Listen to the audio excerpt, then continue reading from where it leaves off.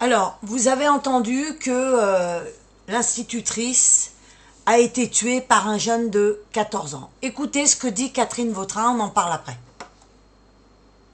La place éducative des parents, parce que l'éducation, elle se passe au sein de la famille. Une responsabilité, Madame la ministre, des familles. Parce que là, c'est un, Mais semble-t-il, comment dire, famille, un milieu social inséré. C'est pas une famille démissionnaire, comme on dit souvent. Mais vous savez, madame, je pense que pour cette famille, c'est probablement un drame absolu. Et du moins, je l'espère, de se rendre compte de ce qu'a pu faire leur enfant. Et je ne suis pas là pour critiquer cette famille. Je suis là pour dire que, évidemment, le rôle éducatif des parents est majeur. Ensuite, oui, il y a l'école est le lieu de l'instruction. On doit pouvoir aller s'instruire à l'école en toute sécurité. Et c'est... Voilà. Donc, à votre avis, est-ce que les parents devraient être responsables? Alors, pour moi, oui. Il s'avère que, normalement, quand on a des enfants, les parents doivent être derrière et l'éduquer. L'éducation, entre guillemets.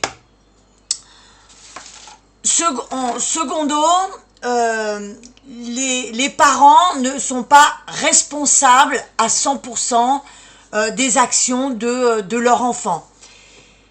Ce qui est responsable, en l'occurrence, c'est l'éducation. Si vous ne donnez pas une éducation à vos enfants, évidemment, on en arrive là. Alors c'est vrai qu'il y a eu mai 68, mais il n'y a pas que, puisque mon mari et moi, on l'a subi. Il y a aussi le fait que Françoise Dolto, qu'on a interdit d'éduquer les enfants en France. Depuis, je crois, Chirac, il est interdit de donner une fessée, il est interdit de punir, il est interdit d'interdire. Eh bien, au bout d'un moment, le fait d'interdire, eh bien, on en arrive là.